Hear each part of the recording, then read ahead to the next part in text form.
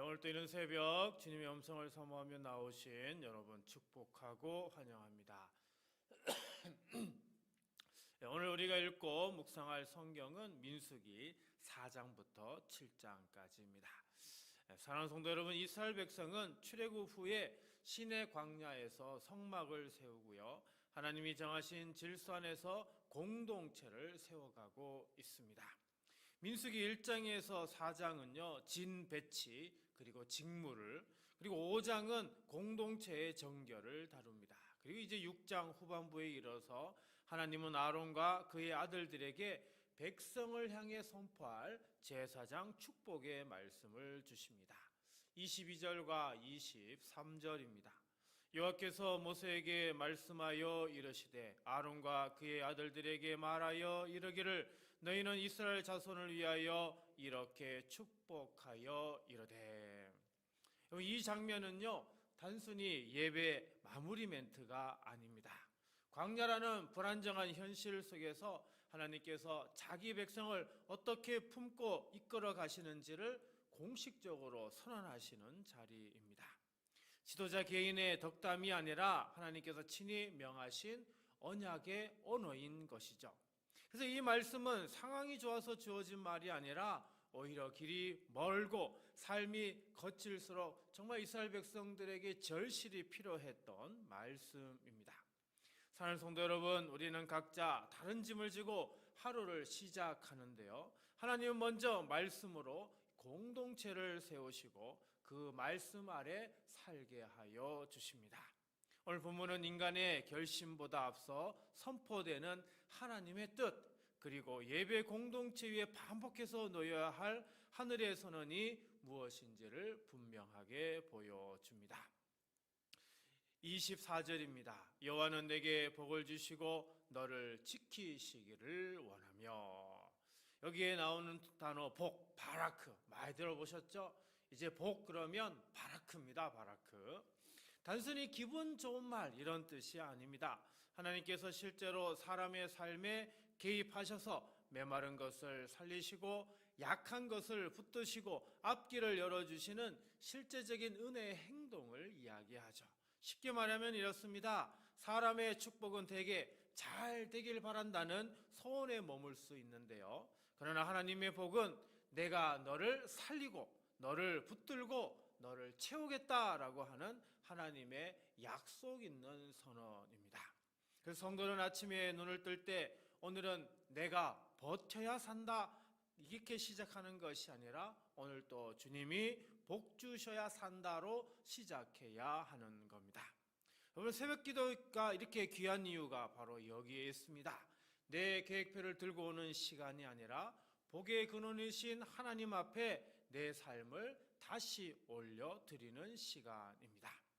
24절은 복과 함께 한 단어를 더 주죠. 너를 지키시기를 원하며. 복은요 방종이 아니라 보호 안에서 완성이 되는 겁니다. 하나님이 주시는 복은 나를 망가뜨리는 복이 아닙니다. 하나님이 지키시는 복은 그래서 끝까지 보존되는 복이죠. 사랑하는 성도 여러분, 우리는 때때로 복을 결과로만 생각합니다.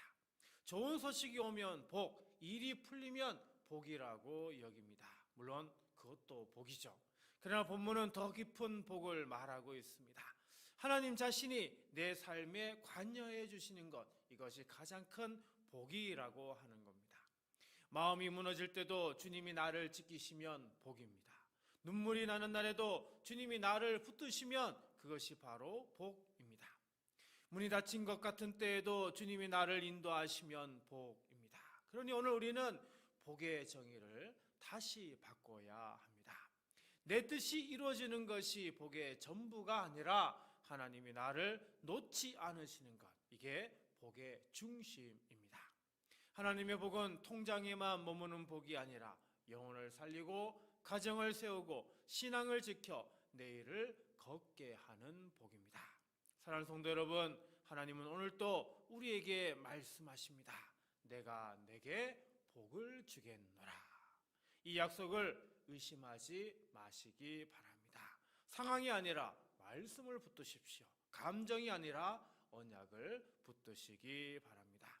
주님, 사람과 환경이 아니라 복의 근원이신 하나님을 바라보게 하소서. 제 힘으로 살려는 교만을 내려놓고 우리 가정과 자녀와 일터를 지켜주시고 오늘도 주께서 주시는 복으로 살게 하소서. 오늘 하루도 여호와께서 우리에게 복을 주시고 우리의 마음과 생각과 삶의 자리마다 친히 지켜주시기를 주님의 이름으로 축복합니다.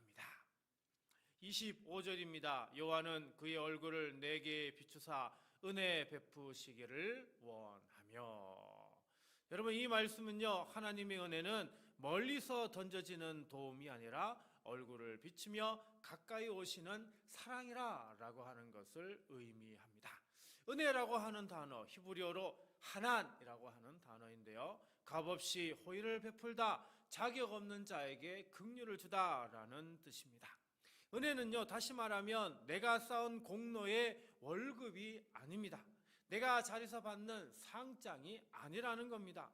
하나님이 먼저 불쌍히 여기시고 먼저 손 내미시는 선물, 이것이 바로 은혜입니다. 그래서 25절은 여호와는 그의 얼굴을 내게 비추사라는 표현을 함께 쓰고 있죠. 성경에서 하나님의 얼굴은 하나님의 임재 그리고 하나님의 관심을 뜻합니다. 하나님이 얼굴을 비추신다는 말은 내가 너를 보고 있다는 감시가 아니라 내가 너를 외면하지 않는다는 사랑의 선언입니다. 어두운 방에 빛이 들어오면 숨었던 먼지가 보입니다. 마찬가지로 하나님의 얼굴빛이 비치면 내 안에 있는 상처도 죄도 두려움도 다 드러나게 됩니다. 근데 주님의 빛은요, 우리의 이런 모든 것을 정죄하려고 비치는 빛이 아니라 치유하고 회복하려고 비치는 빛이라고 하는 사실입니다. 사랑하는 성도 여러분, 우리는 종종 이렇게 생각합니다. 나는 요즘 기도도 부족했고 믿음도 약했으니 하나님이 멀어지셨을 거야. 그러나 본문은 반대로 말합니다. 하나님은 약한 우리에게 먼저 얼굴을 비추시고 은혜를 먼저 베푸시기를 원한다고요. 새벽은 바로 그 은혜를 다시 확인하는 시간입니다. 밤사이 굳어진 마음을 풀고 주님, 오늘도 제게 얼굴을 비추어 주옵소서라고 간구하는 시간입니다. 이 기도를 들을 때 우리의 하루는 불안에서 시작되지 않고 은혜에서 시작됩니다.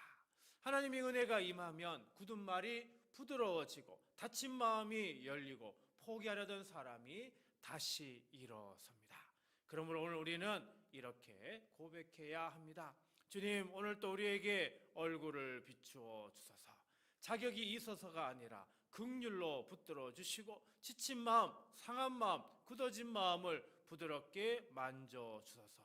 오늘 하루 주님의 얼굴빛 안에서 살게 하소서. 여호와께서 오늘 우리에게 얼굴을 밝게 비추시고 하나님의 은혜를 풍성히 부어주시기를 주님의 이름으로 축복합니다. 26절입니다. 여호와는 그 얼굴을 내게로 향하여 드사 평강 주시기를 원하노라 할지니라 하라. 아멘. 자, 여기서 중요한 것은 하나님이 주시는 평강은 문제가 없는 상태가 아니라 하나님이 함께 하시는 상태라고 하는 겁니다. 평강, 우리 잘 알죠? 샬롬이라고 하는 단어입니다. 우리는 보통 이 샬롬을 평안 정도로 생각하지만 성경의 샬롬은 훨씬 더 깊은 의미를 가집니다. 온전함, 관계의 회복, 삶의 균형, 하나님 안에서의 안전을 포함하는 단어죠. 그러므로 샬롬은 단순히 아무 일도 없는 조용한 하루가 아닙니다. 오히려 현실에는 문제가 있어도 내 중심이 하나님 안에서 무너지지 않는 상태, 이게 바로 샬롬인 것이죠. 그래서 본문은 샬롬 앞에 중요한 표현을 둡니다. 여호와는 그 얼굴을 내게로 향하여 드사. 이 말씀은 하나님이 우리를 외면하지 않으신다, 이런 뜻이죠. 하나님이 얼굴을 돌리시면 불안이 커지게 됩니다. 하지만 하나님이 얼굴을 우리에게로 향하시면 두려움은 줄어들 수밖에 없죠. 사랑하는 성도 여러분, 우린 불안의 뿌리는 사건 자체보다 혼자라는 느낌일 때가 많습니다. 그러나 하나님 말씀은 우리에게 선언합니다. 너는 혼자가 아니야. 내가 너를 향하고 있어. 이 확신이 들어오면 같은 문제 앞에서도 반응은 달라집니다. 조급함 대신 기도가 나오고, 원망 대신 기다림이 나오고, 포기 대신 순종이 나옵니다.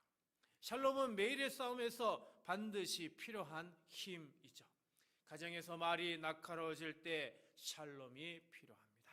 일터에서 압박이 커질 때 샬롬이 필요합니다. 몸이 약해지고 마음이 지칠 때도 샬롬이 필요합니다.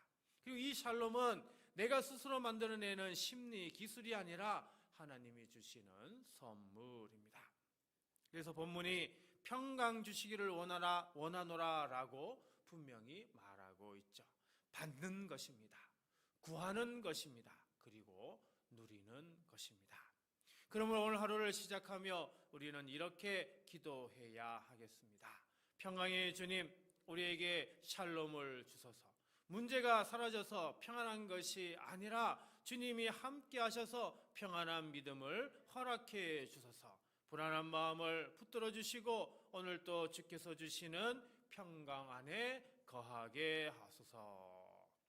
여호와께서 오늘 우리에게 얼굴을 향하시고 하늘의 샬롬을 충만히 부어주시기를 주님의 이름으로 축복합니다. 오늘 말씀을 생각하며 다음 세 가지를 놓고 우리 함께 기도하도록 하겠습니다. 주님, 오늘 또 복의 근원 되셔서 우리 가정과 자녀와 일터를 지키시고 흔들림 없는 믿음으로 살게 하소서.